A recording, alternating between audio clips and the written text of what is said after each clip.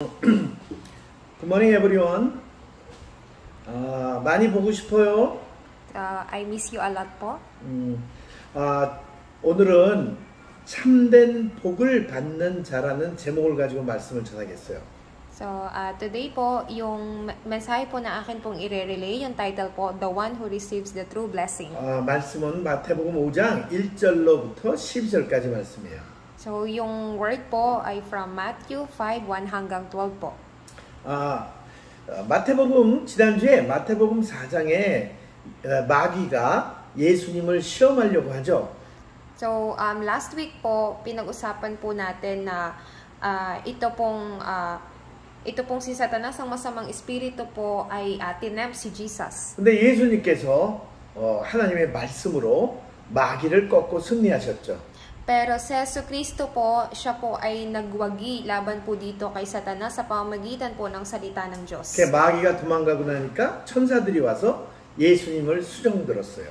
And ito pong masamang espiritu ay lumayo po kay Jesus at yung mga anghel ay lumapit sa kanya. 그리고 그 다음에 예수님이 이제 제자들을 4명의 제자들을 부르시죠. And after that po, tinawag po ni Jesus ang kanyang 4 na disipulo. 그리고 나서 산에 오르셔서 산상수훈이라고 하는 복음의 말씀을 주셔요. Siya po ay nagbigay po ng sermon o ng mensahe po sa bundok po. 그게 사실은 성경 전체의 가장 중요한 내용이에요. So actually po, ito po yung napaka-importanting contents po sa Biblia. 그래서 대표적인 8가지의 복에 대해서 말씀하셨어요. At sinabi niya po yung representative na 8 blessing po. 사람들은 보통 복이라고 하면 크게 5가지 정도로 나누는데 사람들은 복이라면 장수하는 것, 건강한 것, 물질, 그다음에 명예, 그리고 후손이 잘 되는 것, 이걸 복이라고 생각해요. So actually po yung tao, iniisip po nila na ang pagpapala po para sa kanila ay yung magkaroon po ng mahabang buhay, magandang kalusugan, kayamanan, yung pagkakakilanlan, tapos yung kanilang susunod na henerasyon. 요새 우리 교회 성도님들 중에 몇 분도 하늘나라를 가셨지만 그분들 다 오래 사시다 가셨잖아요. 장수하시고 가셨잖아요. 롱라이프하고 가셨잖아요. So, may mga membro din po tayo ng mga, may mga members po tayo ng mga church na bumalik na po sa tahanan po ng Panginoon. Sila rin po ay namuhay ng matagal din po dito sa lupa. 다 오래 사시면 다 축복이라고 그러잖아요. And of course, sinasabi po natin kapag ang isang tao po ay namuhay po ng matagal po dito sa lupa, we also call that po blessing. 뭐 건강하고 그다음에 물질이 많으면 복 받았다고 그러잖아요. And kumbaga maaari din po nating sabihin ng isa pong pagpapala ay yung maganda pong kalusugan, magkaroon po ng maraming ari-arian. 그리고 높은 신분에 명예가 높고 후손이 잘 되면 그 복이라고 그러잖아요. Siyempre, tinatawag rin po nating pagpapala kapag po tayo po ay naging isang kilalang tao o kaya naman naging maganda yung resulta ng buhay ng ating susunod na henerasyon. 근데 문제는 이렇게 많은 것들을 가졌어도 복음이 없으면 그게 오히려 저주와 재앙으로 바뀌어요. Pero kahit ito man po ay pagpapala, pero kung hindi po natin alam po yung mabuting balita o wala po tayong mabuting balita, kumbaga ito lang po ay magiging isang sumpa. 힘이 강한 강대국 같은 경우에는 전쟁을 일으켜서 약한 나라를 포로로 잡고 노예를 삼잖아요. So kahit yung mga powerful nations po, yung powerful countries, kahit sila po ay kumbaga mga kilala pong bansa, pero nangyayari po yung digmaan po sa kanila at they captive po yung mga mahihinang bansa. 강대국들은 자기네가 그렇게 많은 나라를 정복하고 많은 물질을 소유하고 그랬지만 실상은 약한 나라는 그게 고통이잖아요.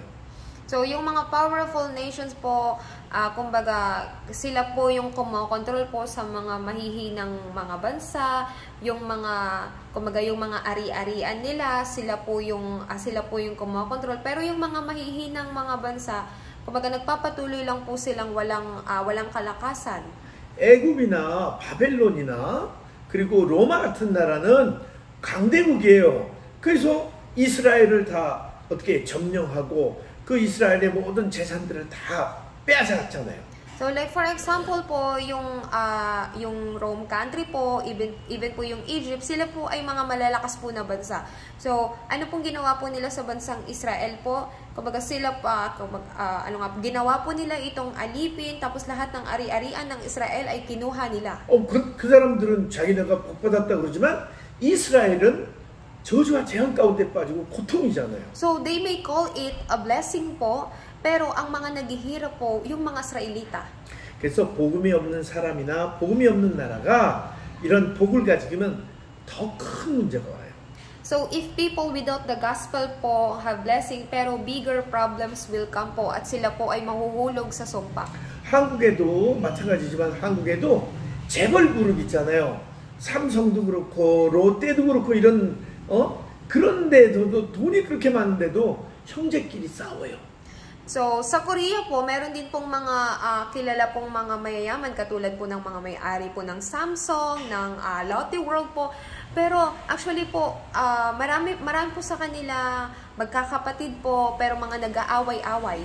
그러니까 복음이 없으면 돈이 많은 게 오히려 재앙을 불러와요. So kung wala po tayong gospel po, kung tayo po ay marami pong kayamanan po dito sa mundo pero wala po tayong mabuting balita, tinatawag po natin ang mga kumbaga mga problema po, mga sumpa. 그래서 우리는 먼저 무엇이 참된 복인지를 알아야 돼요. So first po, we have to know what is this true blessing. 첫 번째는 구원이 참된 축복이에요. So first po, the salvation po is the true blessing. 하나님 떠나 있는 사람은 저주잖아요. 고통받을 수밖에 없고 행복할 수 없어요. So yung mga taong hiwalay po sa Diyos, sila po ay wala pong kaligayahan and they are suffered po. 원죄가 있는 사람, 조상의 죄가 있는 사람들이 어떻게 자유롭고 행복할 수가 있어요? So kung ang isang tao merong kasalanan, merong original na kasalanan, how they can have a happiness po? 저주 속에 살다 지옥으로 갈 수밖에 없어요. So ibig sabihin po nito, they do not have any choice po but to go to hell after they died. 그리고 정말 영적인 원수 사단 마귀에게 꼭 붙잡혀서 억압된 삶을 살아야 돼요. 고통받는 삶. Sila po ay namumuhay, buong buhay po nila ay kontrolado po nitong masamang espiritu na si Satanas.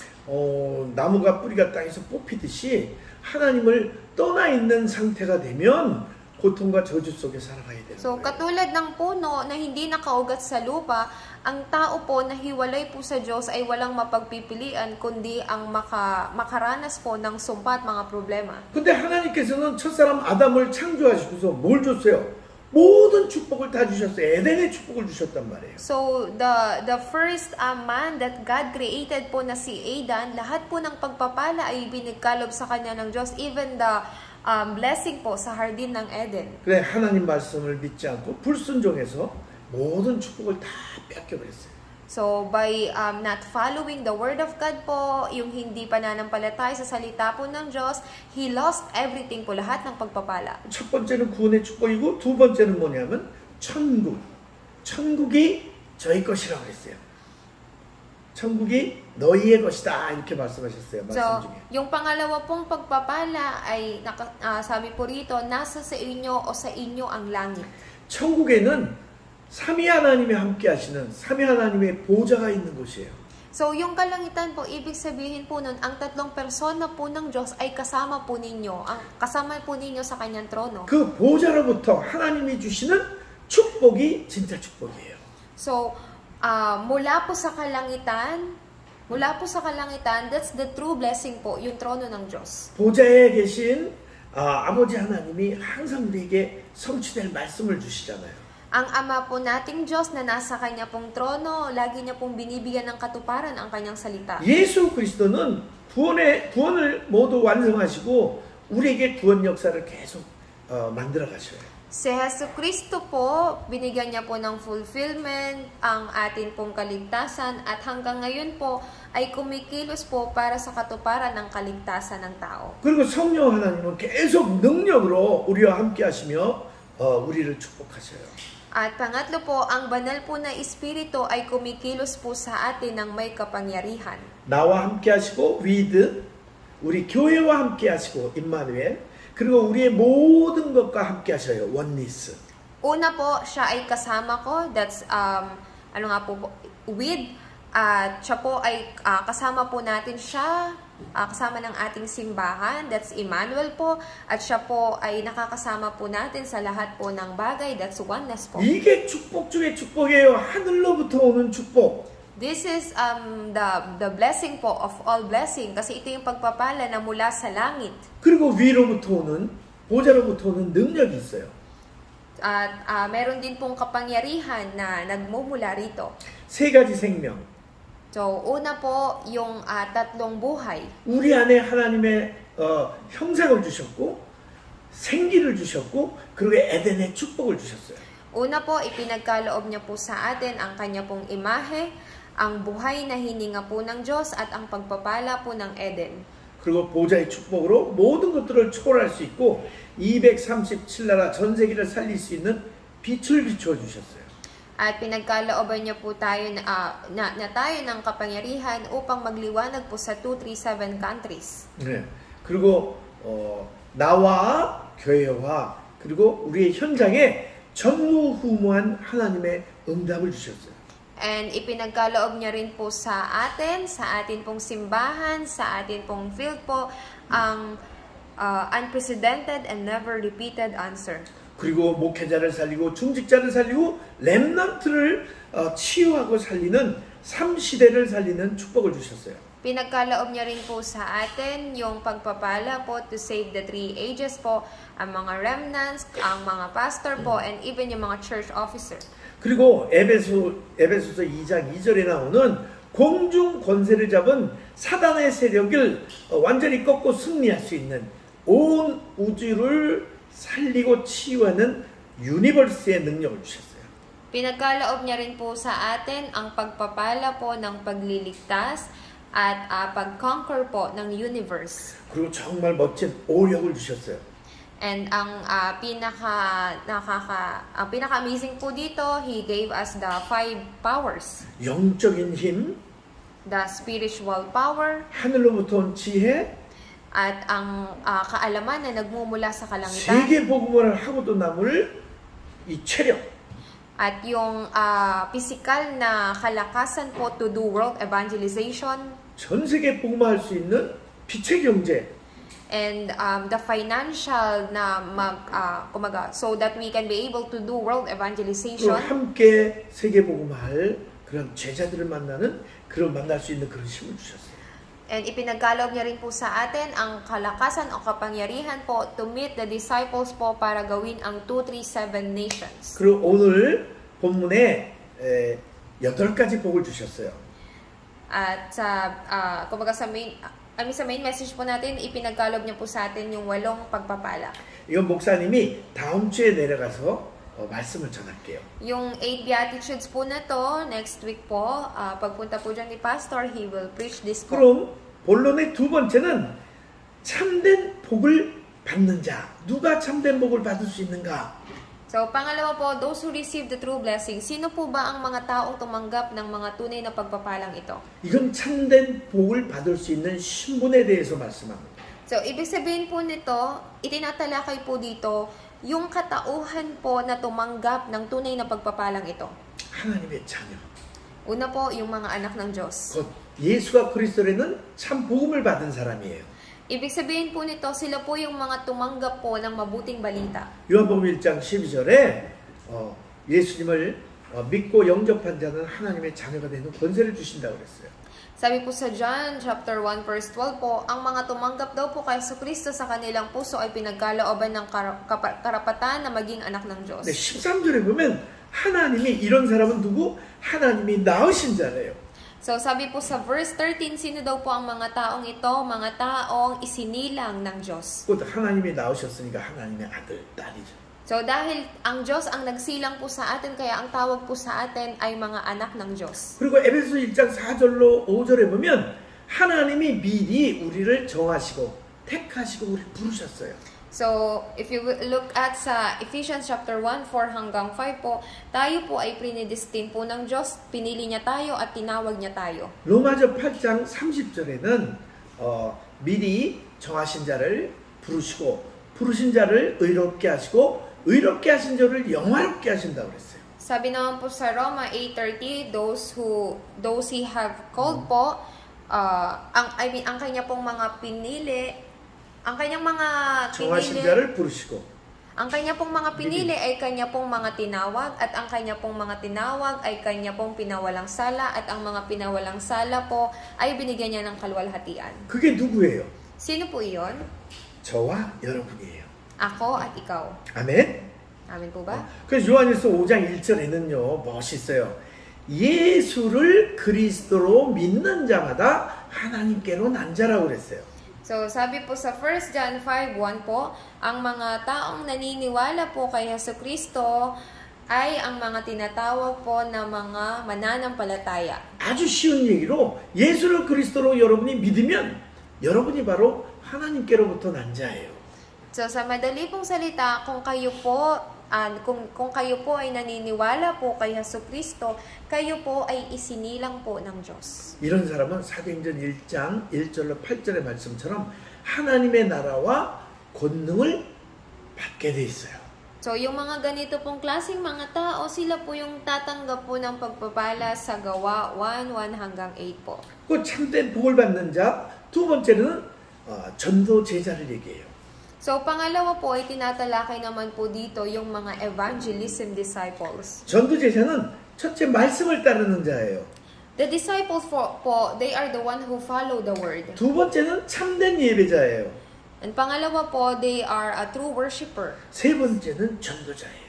And pangatlo, they are evangelists. 창세기 12장 1절로 4절에 보면 하나님이 우상 숭배하던 아브라함을 찾아오셔요.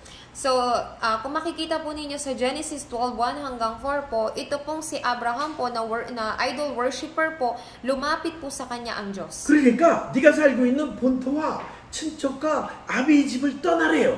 So, nung nagpakita ang Diyos sa kanya, sinabi ng Diyos kay Abraham, nalisanin mo ang iyong bayan, ang tahanan ng iyong ama.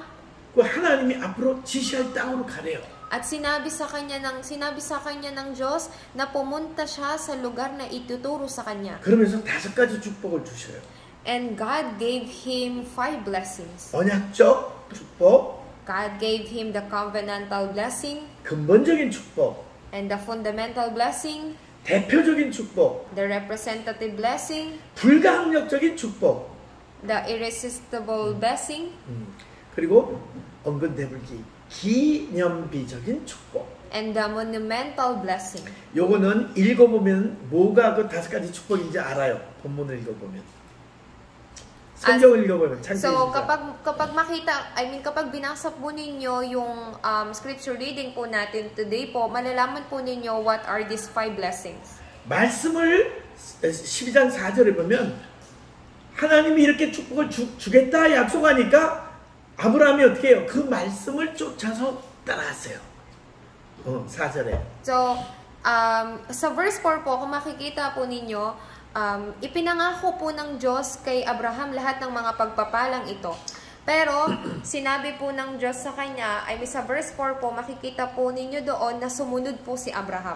저와 여러분도 하나님의 말씀을 쫓아서 따라가면 하나님이 주시는 이런 언약적인 축복을 받을 수 있어요. So, if you and I po follow ang Diyos po o ang kanya pong salita, tatanggapin din po natin ang pagpapalang ito. 마태복음 4장 19절에 예수님이 나를 따라오라 그러잖아요. So, sa Matthew 4:19, sinabi ni Jesus, follow me. 말씀을 따라가는 것은 말씀이신 예수님을 따라가는 거나 마찬가지예요. Following the word of God po means following Jesus. That's the same po. 이때 제자가 되는 축복을 누리잖아요. So sa oras po na yon, may enjoy po ninyo yung blessing po ng isang disciple. 성경에 약속한 모든 축복을 받게 되는 거예요. And marireceive po ninyo lahat po ng pagpapala po sa langit. 그리고 sa Biblia. 우리 창세기 13장 48절에는 아브라함이 이렇게 말씀을 쫓아가고 가는 곳마다 예배의 단을 쌓았어요. Sa Genesis 13:48 po, sa bawat lugar po na pinupuntahan ni Abraham, lagi po siyang nagwo-worship po sa Diyos. 요한복음 4장 23절 24절에는 참된 예배자는 신령과 진정으로 곧 하나님의 말씀과 성령으로 예배드린다고 그랬어요. Sa John 4:23-24 po, ang mga sumasamba po sa Diyos ay sumasamba sa Espiritu at katotohanan. Ibig sabihin po, sumasamba po na meron pong salita po ng Diyos at banal na Espiritu. 참된 복을 받는 전도 제자는 바로 전도하는 전도자예요. Kaya po, ang pagpapala po na ito ay tinatanggap po ng mga evangelism 마가복음 disciple. 28장 18절로 20절, 이게 마가복음 16장 15절 18절, 요한복음 21장 15절로 18절, 사도행전 1장 8절. 이 말씀 안에 누가 전도자인지에 대해서 설명하고 있어요. So sa Matthew 28:18-20, Mark 16:15-18, John 21:15-18, Acts 1:8 po, sino po ang isinasaad po, nakatalakay po sa mga verse po na ito? 모든 민족에 가서 제자를 선물해요. So ang sinasabi po sa atin po dito, pumunta po sa sa buong mundo po at mag-establish po ng disipulo. 그들에게 복음을 전하고 그들에게 새로운 생명을 전달하는 거예요.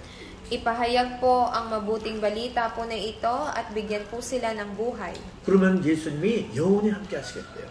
At sinabi rin po ni Jesus po, makakasama po natin siya habang buhay. 마가복음에는 보좌에 앉으신 예수님이 만민에 가서 복음을 전파해요. Sinabi rin po ni Jesucristo, bawat tao sa buong mundo ay ipahayag natin sa kanila ang mabuting balita. 그러면 사단을 꺾을 권세와 모든 병을 치유할 수 있는 권세를 주신다. Pinagkalooban niya po tayo ng kapangyarihan upang magbigay ng kagalingan sa may mga karamdaman. 뱀에게 물려도 무슨 독을 마실지라도 괜찮다는 거예요. So, to the extent po na kahit uminom po tayo ng lason po, tayo po ay hindi magkakaroon ng problema. 요한복음 21장에는 베드로에게 예수님이 찾아오셔서 어린 약을 먹이라고 말씀하셨어요. Sabi po sa John chapter 21, pumunta po si Jesus dito kay Pedro at sinabi po ni Jesus na pakainin ang kanyang tupa. 무슨 말씀이에요? 렘넌트를 키우라는 거예요. Ang ibig sabihin po nito ay palakihin po palakihin po ang isa pong remnant. 그러니까 쉽게 얘기하면 237나라에 가서 그들에게 복음을 전하고 그들을 치유하고 그들의 렘넌트들을 서밋으로 만들려는 거예요. Sa madali pong salita, ipagkaloob po sa kanila ang mabuting balita po na ito, bigyan po sila ng kagalingan at gawin po silang isang summit. 그 237 치유 서밋 복음화의 주역이 되는 거예요. So yun po yung sinasabi po natin na 237 summit at healing po. 이렇게 사도행전 1장 8절을 말씀하면 오직 성령이 너에게 임하시면 너희가 권능을 받고 예루살렘과 온 유대와 사마리아 땅끝까지 이르러 내 증인이 되리라 이렇게 약속하셨어요. Ipinangako niya rin po sa atin sa Gawa 1:8 na tayo po ay tatanggap ng kapangyarihan pagbaba sa atin ng banal na Espiritu, magiging saksi tayo sa Judea, Samaria, sa Jerusalem at sa buong daigdig. 무슨 얘기냐면 전도와 선교는 우리가 하는 것 같지만 성령이 임하셔서 우리에게 힘을 주시고 우리를 인도하시면서 전도와 선교가 되어지게 하시는 거예요. So ibig sabihin po nito, maaari po nating isipin ng evangelism and mission ay aking gawain, pero sa totoo lang po, ito po ay ipinagkakaloob. Magiging possible po ito sa pamagitan ng kalakasan ng ibinibigay ng banal na Espiritu. 우리는 예수님이 주시는 응답을 누리면서 증인으로 쓰임 받는 거예요.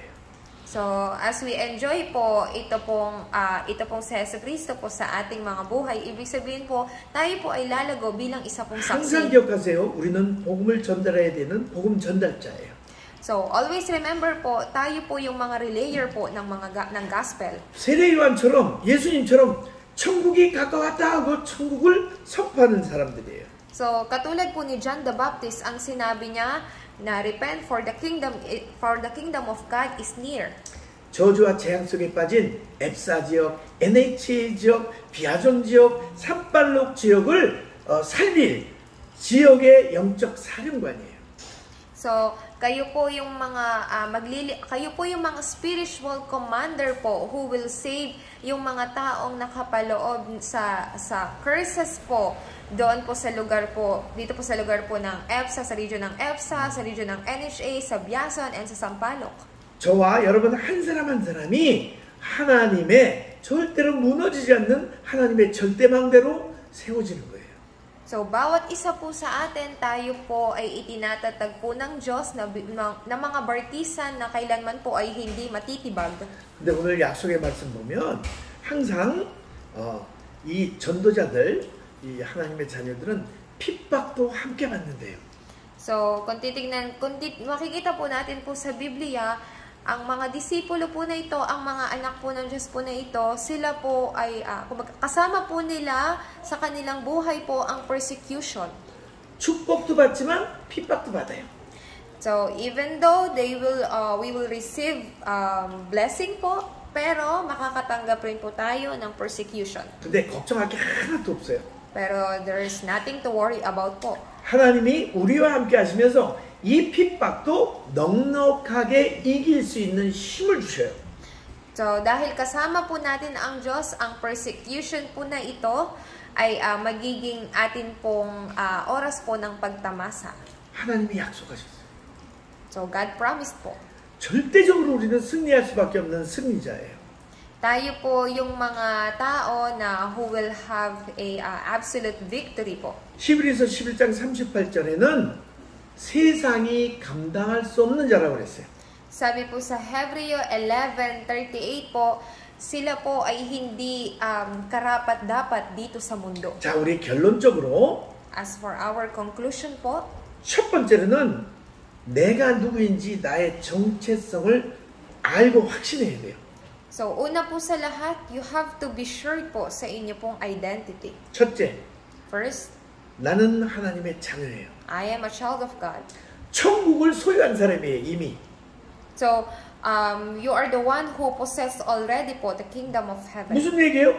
보호자의 축복을 이미 받은 자예요. So, ibig sabihin po nito, kayo na po yung mga tumanggap ng pagpapala ng trono. 그리고 창세기 12장 1절로 3절에 보면 그 중에 제일 중요한 거, 근원적인 축복, 복의 근원이 되리라 약속했어요. So, sa Genesis 12:1-3 po, ikaw ay pagmumulan ng pagpapala. 아브라함에게 약속했던 그 약속이 저와 여러분에게 성취된 거예요. So, kahit man po ito ay ipinangako po kay Abraham, pero ito po ay magkakaroon po ng katuparan sa akin at sa inyong buhay. 그리고 우리 모두는 또 우리 교회는 이 위기 만난 시대를 지키고 치유하고 살릴 파수꾼의 역할을 감당해야 돼요. Yung atin pong simbahan sa panahon po na ito, tayo po ay mga magiging isang watchman, watchman of this era po, so partisan. 그래서 우리는 뭐예요? 그리스도의 망대예요. So, who are we po? We are Christ partisan. 자, 그러면 어떻게 우리가 이 축복을 누려야 되잖아요. So, paano po natin gagawin po ito? We have to enjoy po. 어떻게 누릴까요? How we can enjoy this po? 아주 쉬워요. Very simple. 성경에 이미 다 기록돼 있어요. Lahat po ng ito naka-record na sa Bible. 오늘도 말씀 전했잖아요. 말씀을 따라가면 돼요. So, today po, nagpahayag po sa inyo si Pastor ng salita, so you just have to follow it. 말씀을 따라가는 것이 곧 예수님을 따라가는 거예요. So, by following this word po, ibig sabihin po, you're following Jesus. 그게 구원의 길을 걷는 거예요. So, ibig sabihin po nito, yun yung pong pagsunod po sa daan ng kaligtasan. 그게 성령의 인도를 받는 길이에요. That's the way of guidance of the Holy Spirit. 그게 응답을 받는 길이에요. That's the way of receiving the answer. 그게 어떤 문제 가운데서도 승리할 수 있는 승리의 길이에요.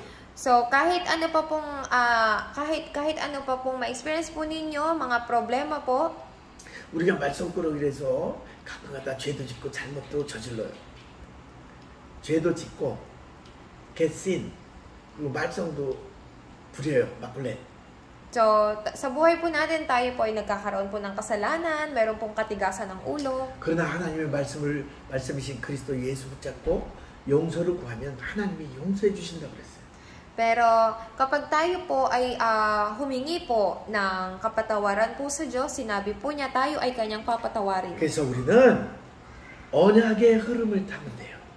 So we just have to ride the flow po ng salita po ng Diyos. 이거는 말씀의 흐름이죠.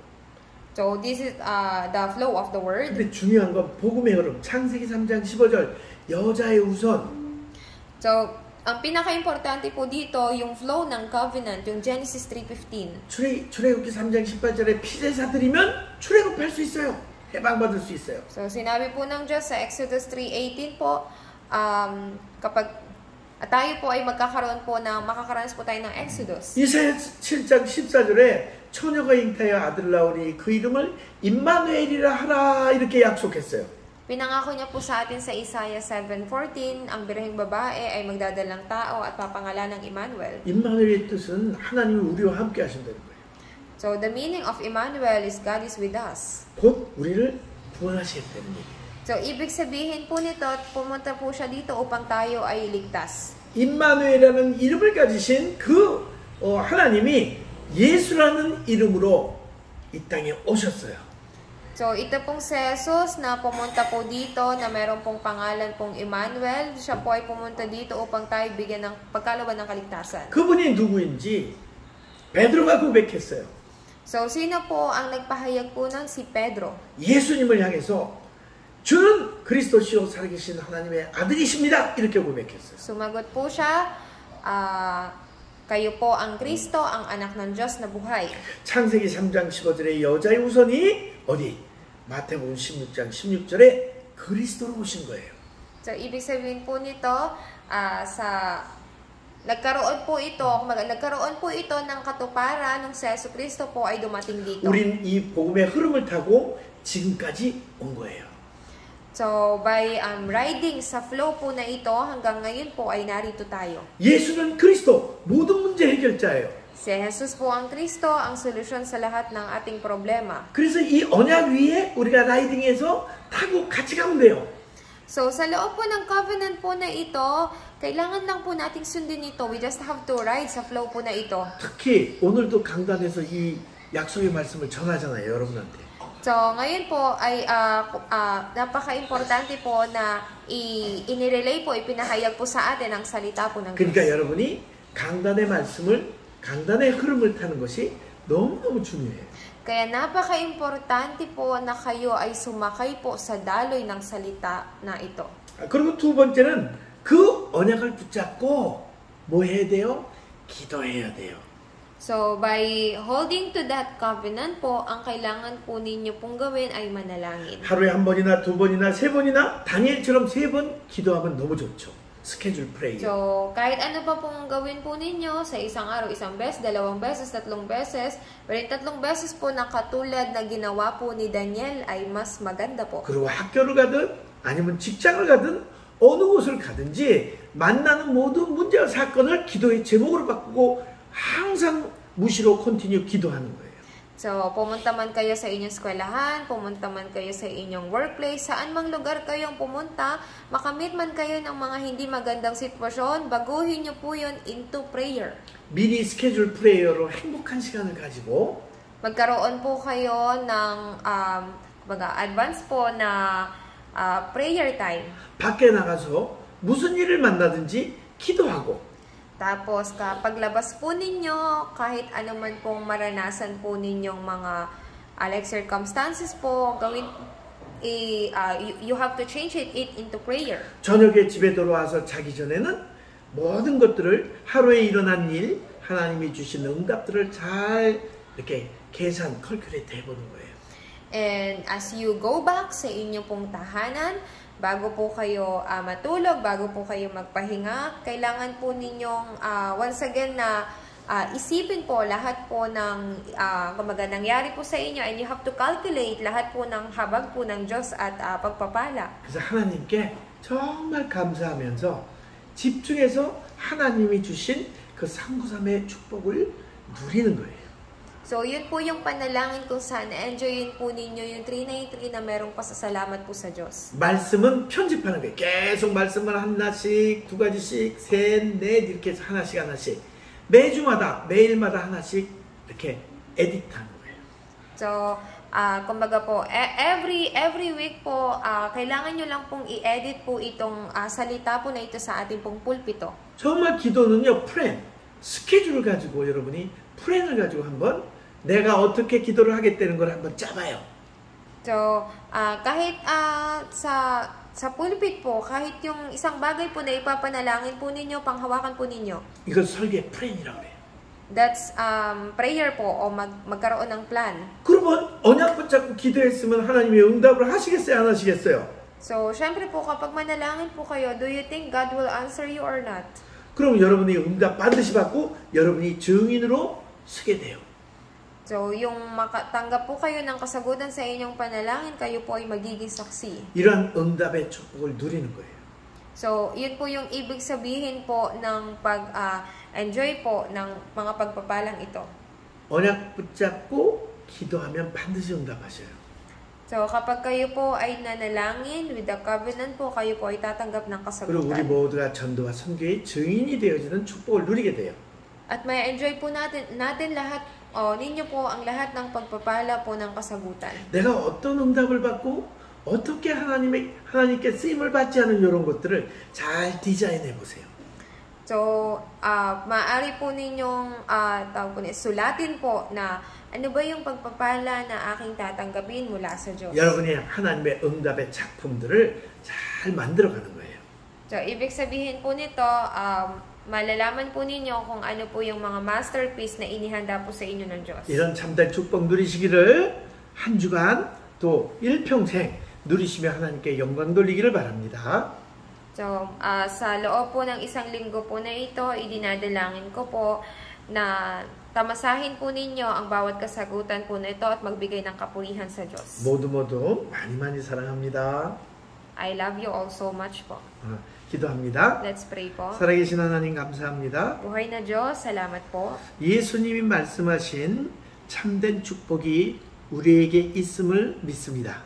Katulad po ng ipinahayag po ni Jesus, kami po ay tumanggap rin po ng mga pagpapalang ito. 이 참 축복을 누리며 하나님께 영광을 돌리게 하옵소서. Nais po naming magbigay ng kapurihan po sa inyo sa pamamagitan ng tunay na pagpapalang ito. 이를 위해 언약의 말씀 강단의 흐름을 타게 하시고 Sa pamamagitan po nito, naway kami lamang po ay sumakay sa daloy po ng amin pong pulpito. 정시무시 집중 기도의 리듬을 찾게 하옵소서.